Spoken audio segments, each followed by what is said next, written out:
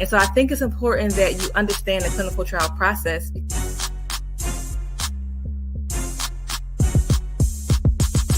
I'm not saying that the pill is bad. I just want you to think about how to make health decisions for yourself.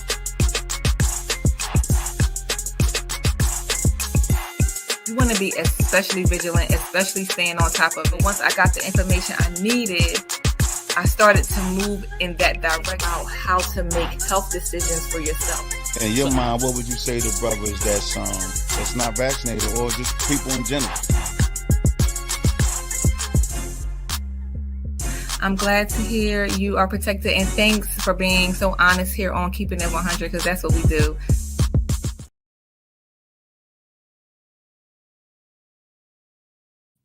Hey y'all, welcome to Keeping It 100, where we have these open and honest conversations to make sure that you have the health information you need to make good health decisions. I am your host, Dr. Kristin Motley, and of course we have a really good show in store for you today. Dr. Tyan Thomas is my co-host because the street practitioner is in the streets talking about he's 5 minutes away.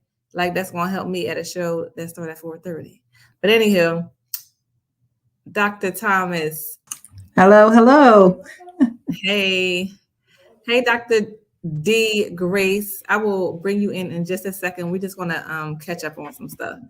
Dr. Thomas, I wanted to, just make a quick announcement about the Healthier You Conference in case the people haven't heard. It is a sold-out event. Ooh. I'm excited about that. I was like, woo, these people really signing up. I'm going to have to give them what they want. Good stuff. We're going to have a good time. Shut down registration actually on Wednesday morning. So excited about that and excited about all the speakers, all the activities. It's going to be a really, really, really good day. Yeah. Monday, and this is what really set off registration. We were at like 200, like lingering right around 200 all the way up until Monday. And on Monday, without the 3BG marketing, got me an interview with Freeway on Fox 29. I saw that. I saw it. With coverage of that. So that was fun. Just kind of going to the news station. I hadn't been to the news station before. I've been on the news before. They've come to me. And now I went to them. So that was a different kind of experience. It was fun. And Freeway is just super, just chill, just humble and chill and just really a cool dude. So that was just nice behind stage. But yeah, it was fun. So after that interview is when registration just went like boom, boom, boom, boom, boom, boom, boom, boom, boom. I was like, people really watch the news. Yeah. I did not know that people watched the news. Like even when I got off camera, I had all these calls and all these texts. And I was like, people are really up watching the news. That is like really interesting. All right. So I have an important question. Who was recording you when you had your snippets that you just showed? You have like somebody in your back pocket who like follows you for your clips? That was my PR team. Love it.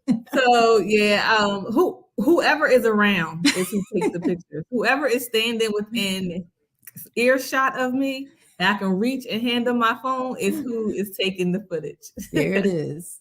Learn it from the expert. Oh gosh. Do you watch the news?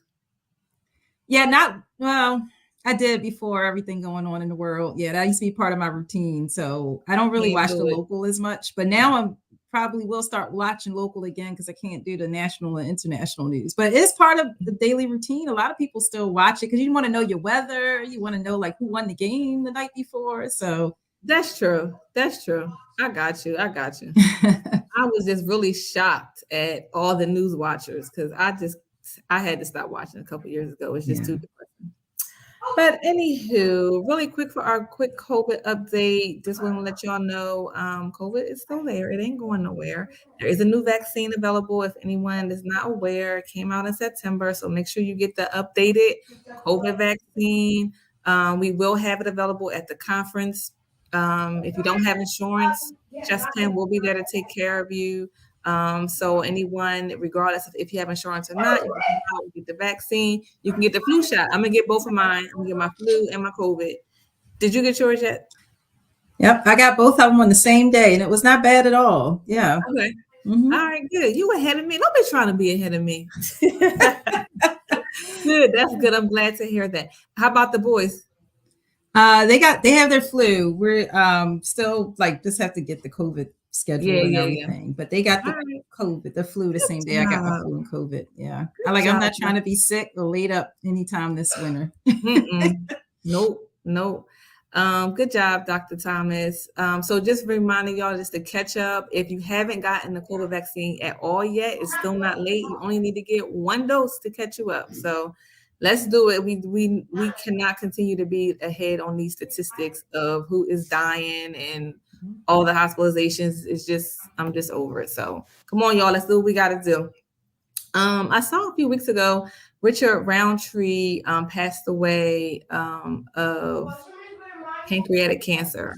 And so I wanted to talk about that a little bit. He was 81 years old. He had a wonderful career. We all remember him in Shaft. But I want to talk a little bit about pancreatic cancer, especially with our topic for today. A lot of times, pancreatic cancer, people don't know that they have it until it starts to spread. You just don't pay attention to the symptoms. You don't really know what it is until it gets so bad, and then it's already spread. And it's really, really unfortunate. But for some things, so that's why people are usually older when they get diagnosed. But some things that people can look out for is unexplained weight loss, stomach pain, dark urine, or light stools. Those are some of the symptoms that you may experience with pancreatic cancer. And again, it mostly happens in older adults. It's a slow growing cancer, and you just don't know that you have it until you get so sick from all of some of the things that increase your risk for pancreatic cancer, smoking. So it's the ones that increase your risk for all the cancer. Smoking is the drinking alcohol, having a family history specifically of pancreatic cancer. Type 2 diabetes is also a risk factor. And then being overweight or obese. So, just as much as we can, we got to keep ourselves informed, keep ourselves educated, so that when something goes wrong, we can start to put the pieces together and know the questions to ask and know the tests to ask for ourselves. I think that's incredibly important for us to kind of know what's normal and what's not normal, so that we can, take the questions to the doctor to ask them. Anything you want to add, Dr. Thomas? Yeah, no, you covered everything. I think it's one of those cancers, and unless this has changed, where there's not really a screening tool for it, so that's another reason why you have to look out for symptoms. And I'm looking at the symptoms now, and they're so vague, like loss of appetite and weight loss and things that we might easily just say, oh, it's not really bothering me, so it'll get better, whatever it is. And we just have to be vigilant about like if the symptoms are still there and everything. But it's a difficult cancer too, because a lot of those GI cancers, all those organs are so tightly packed there together, so it spreads pretty quickly. So it's a tough one. It really is. And it's a shame, because by the time you get diagnosed, there are times where you just don't have that much time, because it has already spread, because it's just tough. So our thoughts are with his family at this time. But speaking of cancer risk prevention and all that, I would love to bring Dr. Deanine Grace on. She is our guest for the day. She has a PhD in microbiology from Georgia State University. She's worked in cancer research for over 7 years, and working with other healthcare professionals to develop clinical studies to treat the most deadliest cancers. Her career as a cancer coach began by assisting her friends and her family through their cancer treatment process. And she is the author. She has a book, y'all, of Cancer Prevention, the Diet and Lifestyle Habits That Cancer Hates. That's a good title. I don't know if I knew that was the title of your book. She also has certifications as a health coach, aromatherapist, and yoga instructor. This girl is the bomb. I'm so glad that she has joined us, and she is going to be a speaker at the Healthier You conference. So if y'all coming to the conference, definitely check out her session. She has one of the top sessions every year that I have the conference. But hi, Deanine Grace. Welcome, Dr. Grace. Hello. Hi, Tyann. Hi, Dr. Motley. How are you? Good. Thanks. I just kind of want to start the conversation off like just really understanding based on what you've been reading lately, like what are the latest trends and what is research telling us about the best way to reduce our like cancer risk? Yeah, no, that's a great point. I think the latest trends are that we're seeing now more studies showing that most cancers are preventable, can be prevented through the necessary lifestyle modifications that a lot of people probably hear that buzzword all the time, lifestyle modifications. Yeah. Don't quite know what it is. And I'm here to tell you it is a list of things to do. You don't necessarily have to do everything at one time, but the biggest things are definitely cutting back high sugar foods, most things in the standard American diet, which are high sugar foods, baked goods with a lot of sugar, starchy foods, and processed foods. And processed foods includes not only processed foods that you would find in your grocery store, those, chips and pretzels and snacky type foods, but it also includes your fast foods. And in this day and age, I know a lot of people are very, very much on the go, always running all over the place. And the easiest thing to do is to get some fast food for dinner. It's so easy. I'm so hungry easy. And I don't have time. I know we are all hungry. Believe you me. Time. I need fast food because I'm hungry right now. So I'm gonna go home and eat. Like, how I got time for that? Listen, I tell everybody that I work with, find you a place that does a very good vegetable plate. Okay. I understand that it may not be as cheap as that fast food, but in the long run, you are going to actually save money. So what I've done is I've collected a list of places all around my city where I know I can swing in and go in and get me some broccoli, maybe a baked potato if I want something starchy, but some broccoli, some green beans, and maybe a starch, and I'm out the door. Because I agree with you. We're all so busy, but we have to have some tools in our back pocket to make sure that we're not just rushing into these fast food places every single day or even multiple times a week. Yeah. I tell most people, please, can we just keep it to just once a month? Yeah. I think we'll start. I believe we can start curbing some of these rising cancer statistics. I think so too. But I kind of want to go back to what you said. High sugar foods. Can you give me some examples? Like, what's a high sugar food? Love that question because it's important to know. So a high sugar food would be something like a cookie, a piece of cake. Yeah. So I just can eat it every now and then. I would say eat it every now and again. What does now and again mean? That really does depend on the person. Once a day is now and then again. It's not 10 times a day. It's just once a day, now and again. I would even venture to say once a day is just way too high. I know as I was going through my health coaching course, one thing we always stressed was adding more of the good stuff in. And so cookie is an example of a high sugar food. A slice of cake is an example of one. Of course, your basic candies, whether that's gummy candies or chewy candies. Those are examples of high sugar foods.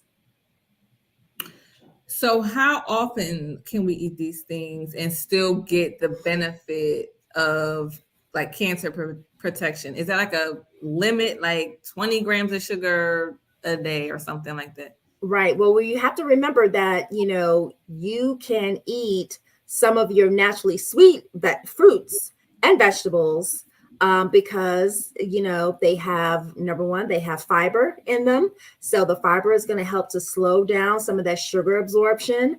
But when it comes to those processed sugary foods, I would say nix them all together, except for special occasions. What can you replace them with? I would say replace them with your fruits that will provide the amount of sugar that you need as you start to taper down your craving for sugar.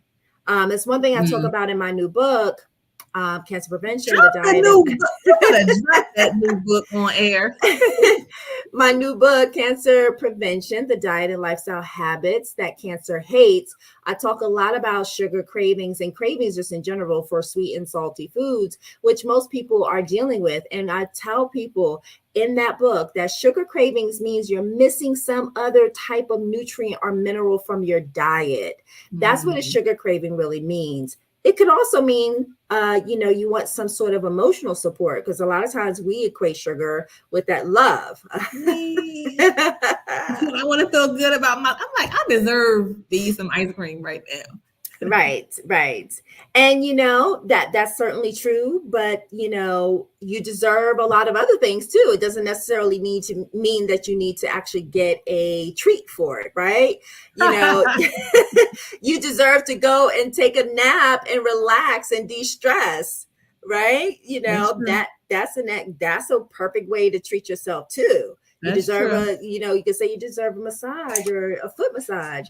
Those things, I say we start transforming the way we think about the treats. But your fruits and vegetables are carbohydrate foods. And some people will say that, some of your more sweeter fruits will have high amounts of sugar. That is true. You think of something like a banana, which we all probably love bananas, but that banana is going to come with vitamins, minerals, fiber, as well as some antioxidants that's going to help you in the long run fight chronic diseases such as cancer. Yeah. And I mean, so you said that habits that cancer hates, right? So we have foods. And so what are some other things like with activity that we should also incorporate into our routines? Yes, the activities I say, and I touched on it just now, it's really about de-stressing. I think de-stressing is a habit that is not put on a pedestal enough. The fact that we are a society, number one, why are we going to the fast food restaurant so much? Well, I can venture to say that it's not just about time, but it's also about stress. We're going there for some particular type of substance, be it whatever is in that food that's going to give us some relief. Whereas if we don't take the time to realize what we actually need, and like I said, sometimes we just need to go and sit down and take a nap. Sometimes we need to just sit down and just cut off devices and just be with ourselves. Sometimes we may need to go and sit down and put our feet in the grass and just release some of that tension and that energy back to Mother Earth. I'm sorry, I'm going to get in my nuts and berries. You're talking about grounding and grounding is an excellent way to release a lot of stress. And another thing is just the movement. And it doesn't have to be anything crazy. I tell people, when you start to move, you move from your head to your body. You move out of your head and you start to move things through your body. You start to process things a lot differently. So even the most leisurely walk, you don't even have to have a weight. You don't even have to break a sweat. That is actually a form of de-stressing, a leisurely walk outside, getting fresh air. Because guess what? We are going from box to box to box throughout the day. Our home box, our car box, our office box, and then the store box. And then we go back home. So we're not even really breathing in fresh air. I'm glad you brought that up too, because I feel that sometimes people think, I have to do this intense exercise routine where I'm running and I'm getting my heart rate up to 90% of max and all this jargon. And then they just talk themselves out of it. So can you talk again more about just, activity itself being the medicine, right? Yeah, activity is the medicine. Fun activity is also the medicine. One thing I learned in my health coaching training is that getting people to identify activity that they love rather than activity that they hate doing is a lot better than forcing them to do that activity that they hate. So whatever you love to do as a kid, I know for me, I loved to be outside a lot.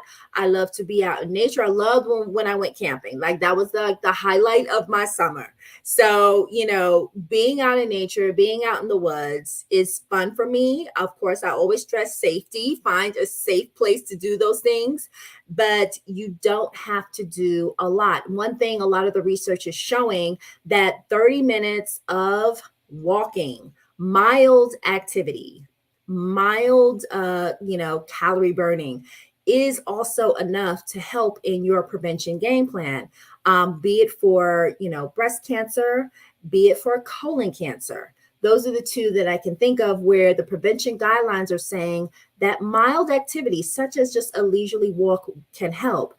For those who are breast cancer survivors, I talk a lot to the survivor community.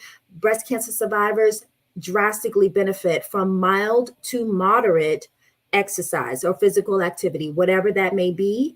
And the research is showing that there's a inverse relationship. The more exercise breast cancer survivors do, the better they fare in terms of their long-term 5-year overall survival rates. So those are things that I always stress to clients that I work with who are breast cancer survivors. That's awesome. That's really good to know. So increasing the physical activity decreases your chance of return of the breast cancer.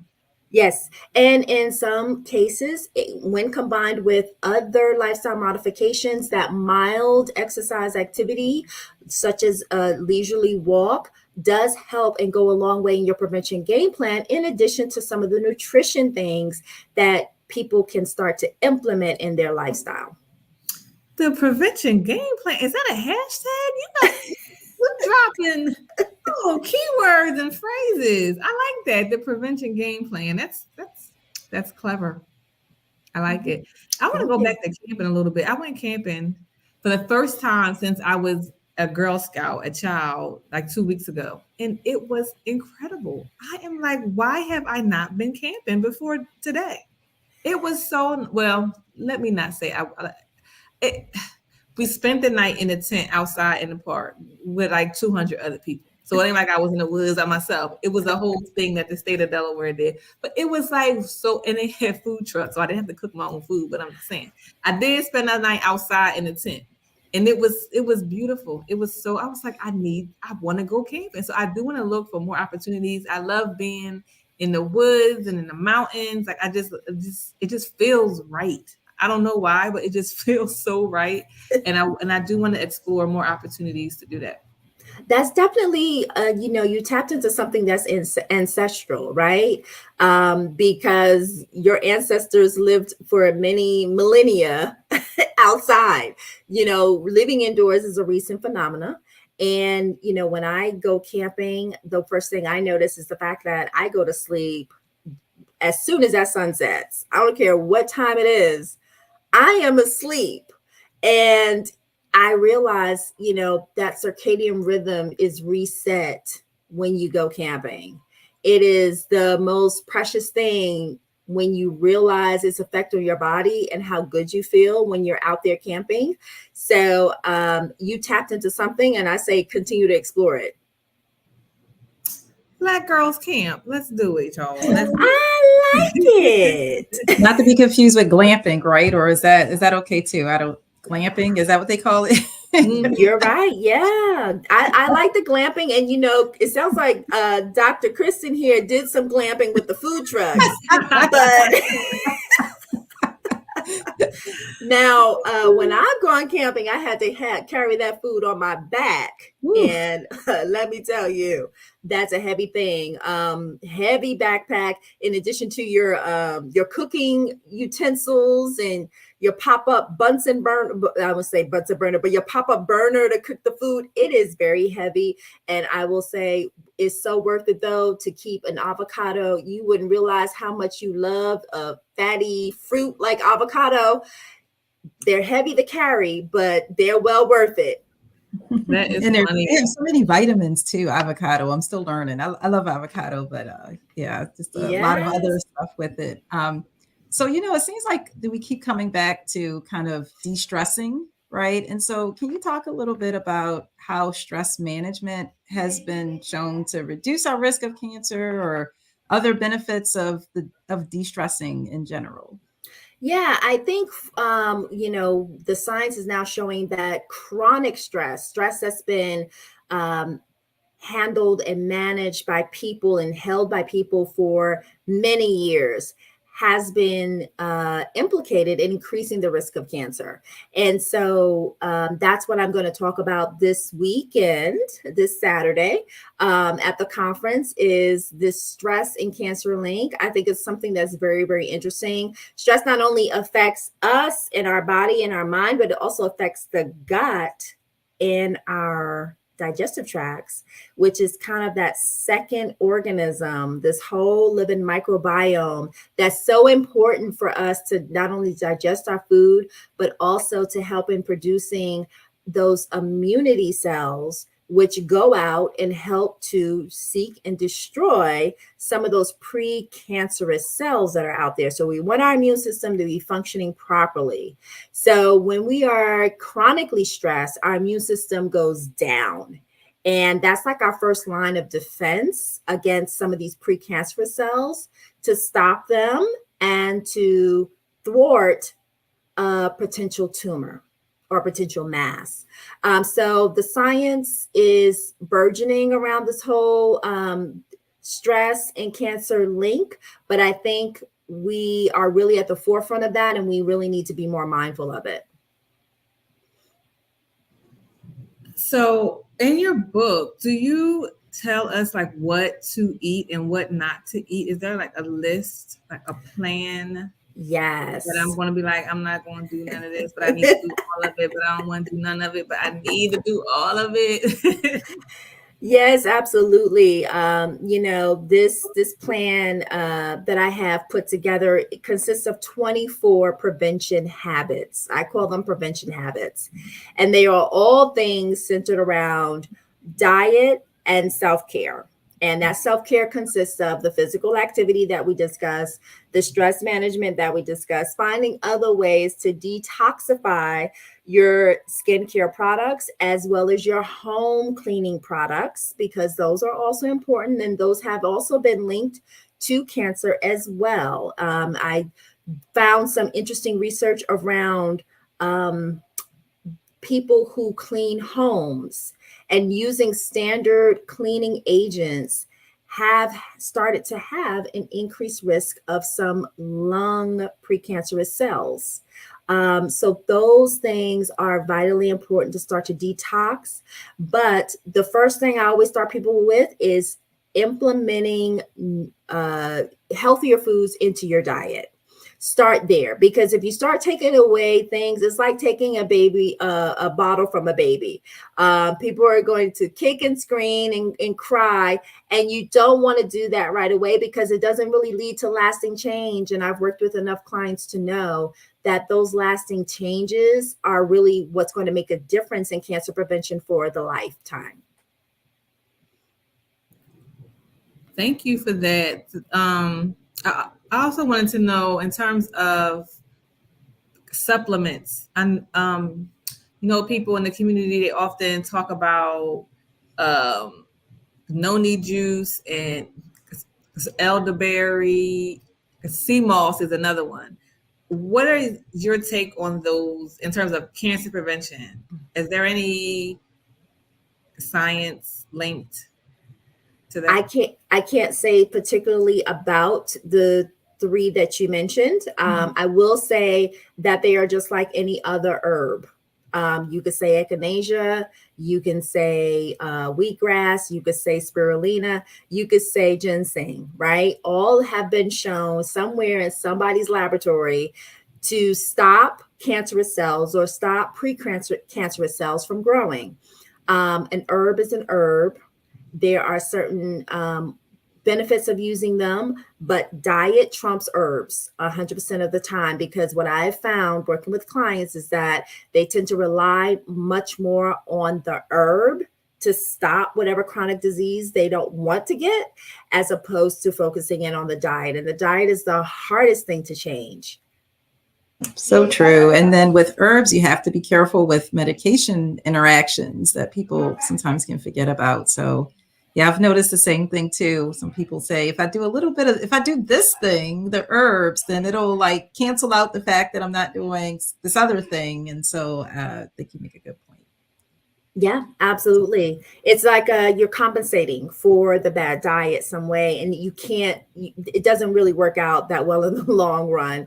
Plenty of people who have been relying on those things and relying on herbs still find themselves dealing with some chronic diseases. So the diet always has to be addressed, and that transformation, that transition is key to kind of help people over that hump. It sounds like the diet is really like the key, for real. I know a lot of people, well, not a lot, but there are some people that have like diabetes that be like, I'm just going to eat this. I'll take some extra insulin. I'll do this, because they just want to do what they want to do. And I mean, just like you said, it is hard because food is connected to our culture. And so this is for everybody, really. So it's a cultural thing. It's not just I'm going to eat this because I'm going to eat it. It's just what you are comfortable with. It's bringing you joy in some ways. And so it's really hard to change habits, number one. But when it comes to food is so connected. Like I think we may be like too connected to certain kinds of food, and we need to unplug and get connected to some other kinds of foods. But it's just hard to do that. It's true. The other kinds of foods are those things that we talked about already, such as the camping, such as the, exercise. Exercise in a lot of people can help to dampen that hunger, going out for exercise. Some people, it increases their hunger, but a lot of times because you are, releasing a lot of different, hormones and other substances and other neurochemicals throughout the body when you are exercising. I know for me, sometimes when I exercise, I may not be as hungry as I was going into that particular exercise, especially if I'm doing exercise I really, really do enjoy. I forget about the hunger. And as well, sometimes you're just dehydrated and you need some water. So, you could take it back to the, at least for me, the old school, would go and say, after dinner, hey, Mom, I'm still hungry. It's like, well, drink a glass of water and go sit down and see if you'll be hungry in about 10 more minutes. Go to bed right after that. Go to bed. We love you hungry. Yeah, that's true. Is there anything else you want to share before we wrap up today? Anything you want to debunk? Any message you want the listeners to know about cancer prevention, especially if they can't make it to the conference? Yeah, definitely. I want to say to those who are in the younger category, a lot of times we think of cancer for, older individuals. However, there have been some really disconcerting news stories coming out about 40 and younger people, being diagnosed with very aggressive stages of colon cancer, pancreatic, even as you mentioned earlier, endometrial cancers. These types of things are, not one-off situations. They're a harbinger for some of the kind of, expected wave of increases in cancer in younger and younger people. And I really just urge people to look at all aspects of their lifestyle first, and whatever they can change that. So even if it just means, start adding in more vegetables. I always tell people to start with vegetables first. I know a lot of people is like, no, but that actually starts to change your palate, and it switches the palate and transforms it from craving some of the foods that you normally love to crave to, more vegetables, more nutrient dense foods, which is your plant-based foods, healthy plant-based foods. I'm not talking about, chickpea potato chips, which is quite popular, but healthy plant-based foods to get you on the right path. And also look at the alcohol consumption. If you look at the amount of alcohol ads that are on, everywhere, right? It's not just in person, it's also on our screens. There is a drastic increase in alcohol intake. There is a connection between alcohol and cancer, particularly breast cancer, as well as now colon cancer. They're showing those links. So be mindful, take a close look, examine, and start to make those changes, because cancer causes financial toxicity. Cancer is financially toxic to your lifestyle.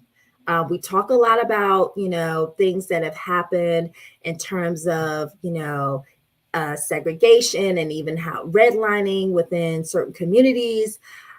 Cancer causes financial toxicity on par with that. You have to be very careful about how you want your pockets hit, not just your lifestyle, but being able to afford all of the treatments, taking time off work to go to get diagnostic tests and get treated for cancer.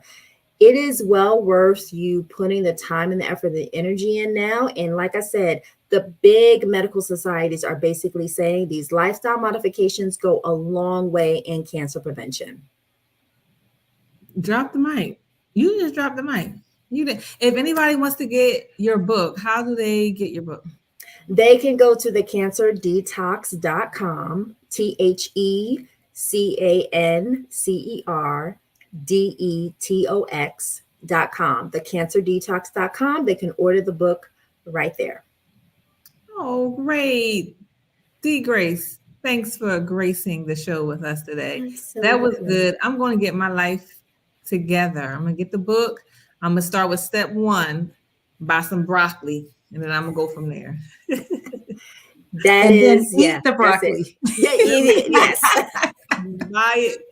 Because a lot of times it goes to compost, which is really sad, but I'm going to eat it. Yeah, that's true. We do tend to overbuy some foods and don't wind up cooking them. But yeah, you're going to cook it and eat it. Yes, cook it and eat it. Not cook it too long, because I heard you talk about cooking greens all day and then thinking that it's a vegetable that's going to do something to help your body, but it's not. But we'll save that for next time. We will. Wait, so we can't do the ham hock inside well, that's a whole other thing too. The turkey bone inside the pot. I would say, if you have to do it, but please don't cook it for 3 hours like Big Mama did. They gotta be tender. How they gonna be tender? They could be tender after about 30-40 minutes. Y'all, come on. All right. You want it to melt in your mouth. I know. Needs to melt in my mouth. Yes. Well, thanks for coming on. We will see you on Saturday. Have a safe trip up. Thank you so much. I enjoyed my time with you ladies, and I look forward to seeing you in person. Thanks, Dr. Grace. All right. Bye. Well, look what the cat drug in. Get your behind over here. George, did you turn your clock back right? Did you set your clock back? You got him. George. He came storming talking about, is the show over? No, he over. That's what I said. He thought it was 4:08. He thought it was 4:08.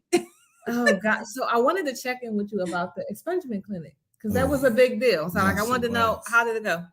It went great. The DA came out, Senator came, a lot of people from the community. Like I said, I told him about expanding it next year. And where we maybe can get people bench warrants lifted. We can just turn it into a big event with anybody that's having any type of illegal issues. Don't do that. Here he go with ideas. G always got a great idea. Right. Now you got to chair that committee too. Yeah. So now you got that one, and you got Leslie Walt. I got the procrastination jacket. I'm sorry. That's what they call me, the procrastinator, but I'm getting it done. I'm working on it. Oh my goodness. Good to see you, though. I seen you on TV. Oh yeah. Doc was on TV. I was on TV, y'all. Doc was on I didn't Fox. even know people watched the news. I said, Tracy was like, Doc was on. I said, excuse me? And I wasn't there. I know. Nah, but I'm proud of you, Doc. You're repping the brand, looking good up there. Thank you. And I just see the progress. I'm feeling this essence over here. Thank you. This essence is real. Thank you. Yeah. We gotta do what we gotta do. Our community, we are so behind. I am tired of being in presentations and talks and meetings, and it's always here's the highest, the people with the highest risk, always Black people every time. It's like embarrassed. Like I'm embarrassed. Like I'm like, so I gotta do something about it. Right. So these little things that I'm just trying to do something about it so we can change this narrative. Yeah, I mean, Freeway is like the perfect person. Yeah, he is. Like, because he knows all about his illness and his difficulties and all that. Yeah, I can't wait to see him. Yeah, it's gonna be fun. Yeah. It's gonna be a good time. What else is going on? Anything else? Just checking in. Everybody excited. I'm excited. We sold out. Yeah, sold out. Yo, wow. So I need a count of how many men show up. What was the goal, Dr. Motley? My goal was 100. Okay. So we going to see. I don't know. He was on the men's committee. He was chairing. How many committees you chairing? When the six brothers come up, just know they come up with energy. They come with 100 men energy. Oh my goodness gracious. All right, so that's what we got. We good for today. We will see y'all. Hopefully everybody got y'all ticket to the Healthy You Conference Saturday at Chester Charter Scholars Academy on Highland. We are not accepting walk-ins. The catering order went in this morning. So if you want to get your ticket, holler at us in 2024. Right. 2024, we'll be back. Get on the list. Right. All right, y'all. Have a good night. Thanks for watching. I have a good one, everybody.